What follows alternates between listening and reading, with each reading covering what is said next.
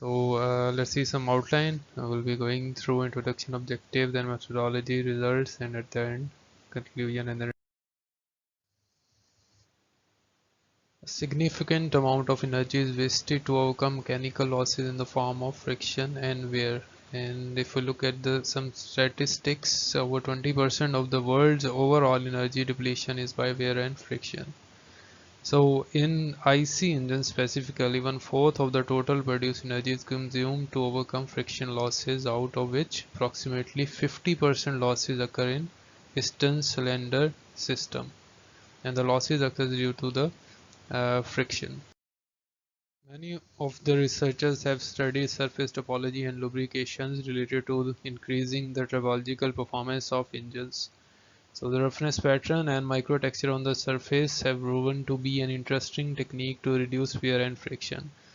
Like Bruzon studied microtexturing on a surface and concluded that it reduces the friction by 30% and also serve as a reservoir for debris, thus reducing abrasion. Hamilton and Velovit found through their study of microtexturing that uh, the lubricant enters the micro texture, and they serve as a reserve lubricant or a reserve fluid in need for reducing friction at the mating surfaces. So there is a lower contact area in the textured surface, due to which friction or stiction reduction can happen, because the part, if we considering the motion of a piston and a cylinder, the piston will not be in direct contact at the point where the dimple is being made. So significant reduction in friction losses and greater energy saving can also be obtained by optimizing the texturing geometry. So geometry other than the fluid also serves an important feature on enhancing the load bearing capacity or reducing the friction. So CFD proved to be a quite interesting tool to deal with complex structures, and it is very cost effective technique. And the Navier-Stokes, the common flow governing equation, is studied by many researchers, and they have found that it serves good in the case of identifying the tribological performance using surface. Look at some of the researcher works. Here you can see that instead of developing the texturing overall on a surface, many of the researchers have used or simplified their geometry by modeling only a single dimple. Like in this case, we have a single dimple made by Rahman et al. And by assigning the boundary condition of periodicity, they have mimicked the behavior of multiple dimples. So another researcher over here, Han et al. And Vehena et al. So these are also the some researchers are also working on through the length or through the width dimple also. So objective of this study is to analyze the effect of dimple geometry on tribological performance of texture model. After that, the best model will be studied by varying the depth of the. So methodology will be following will be developing a geometry, then we'll develop a mesh, and after that we'll use the computational schemes, and we'll apply the boundary condition and identify according to the results of our performance parameters, which are load bearing capacity and friction factor. Will identify the optimum dimple shape, and then we'll move toward the changing the dimple depth, and we'll find the optimum depth for a specific shape dimple. And that I have performed a validation with a numerical study also, considering a dimple of the same geometry as performed in this study, which Mr. Hans used a square dimple. So the dimple had 15 micron depth and 36 micron depth, and the Reynolds number was set at 80. So this over here is are the results of the paper, and these are the results of the numerical studies. I have extracted the points using a plotter. So as you can see, if you relate the maximum uh, and the minimum peaks, they are quite validated with minimal. So starting with the text metrics of our study, first we'll be looking at the different shapes, and then after identifying the best one, which in this case came out to be the square one, will change the depth and find out the optimum one.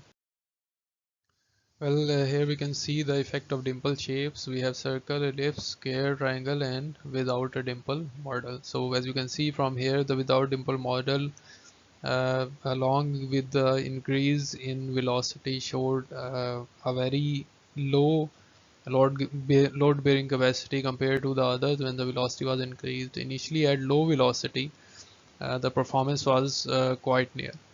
So as you can see from here that we get the square dimple uh, in this case as providing the maximum load bearing capacity. So after that we got the triangular one, and then the circular one, and at last we got the elliptical one. But this trend is at the highest velocity that we have used in our study. But in the case of the intermediate velocity, we can see that the triangular and the square one had a very tough competition over here, and the ellipse and circular one were beneath them. And at the most velocity, we can see that all the impulses provided are very near to each other performance. So in this case, the square one was considered the best one. So as you can see through the contours that these are four models. The first one on the left hand side is representing the 9 millimeter model study, and the on the right hand side is providing the 27 meter per second velocity. That the upper wall is sliding at 9 meter per second in the left case model, and 27 meter per second on the right case. So these are the planes on which controls are being drawn. So these are on the mid of the film thickness, not at the bottom, not at the top. They are at the mid of the film thickness. As you can see that, and they are sliding from down to upward.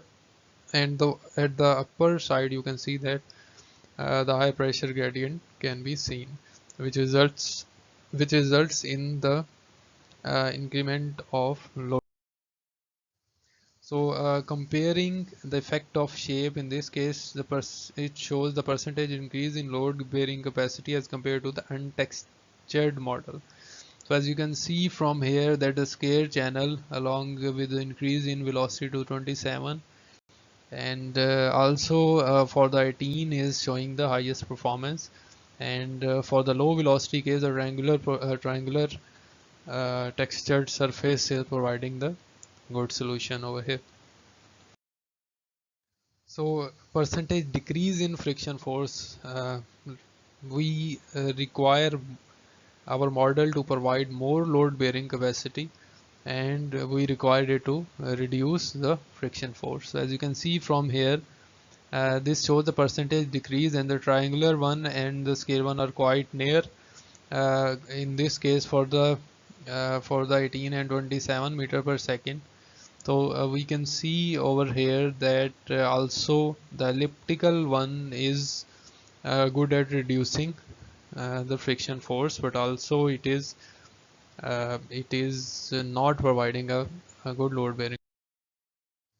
So we through the previous study concluded that the square one provided good results. So we have like moved forward to our second test matrix, which in which we had to check the effect of the dimple depth. So you can see uh, the performance of the square model with the change in the dimple depth from 30 micron, then 40, then 50, and without a dimple depth. As you can see that without a dimple depth, or without without a dimple, the load bearing capacity is at the lowest rate, but like in the case of previous one at low velocity, all all these models are providing quite near load bearing capacity.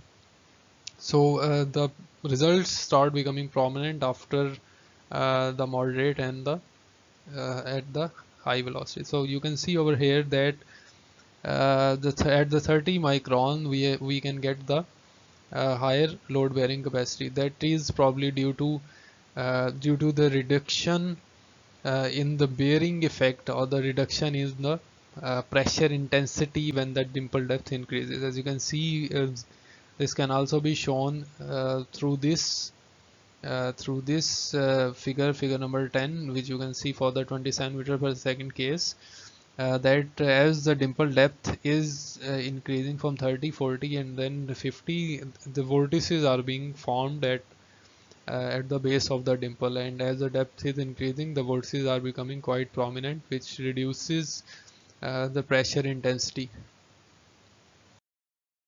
So along with the graph, you can see over here the contours for dimple depth from 30, 40 and 50, and they are being performed as the same legends over here. With the same legends, you can see from these that as dimple depth is being decreased, the intensity of pressure is also decreasing.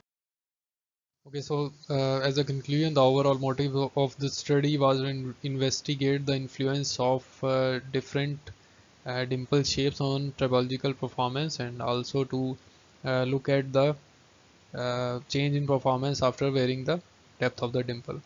So we have concluded that an increase in velocity enhances the load bearing capacity, and when we compared our dimple model uh, with the model without dimple, we have concluded that the performance increased by more than 100%, or the performance increases more than the double. So the tribological performance depends on the dimple shape. We have seen that by varying different shapes from the square to the circular, that for every shape, for some cases the tribological performance in the case of load bearing was more, in the other it was less, but on the other hand, the friction factor in some cases were more, and in some it was less. So for fixed dimple area or volume, we have concluded that the square dimple generated the highest hydrodynamic pressure, or had showed the highest load bearing capacity at high velocity, but at low velocity triangular dimples provided good results. Considering the change in depth of a square dimple, so with the increase in depth of the square dimple, vortices are developed. Due to the development of these vortices, the energy from upper surface or the moving wall surface is transformed into kinetic energy of the fluid rather than potential energy. Thus, as a result, our support pressure, which contributes a lot to the load bearing capacity, also decreases. These are some references of the study. Thank you.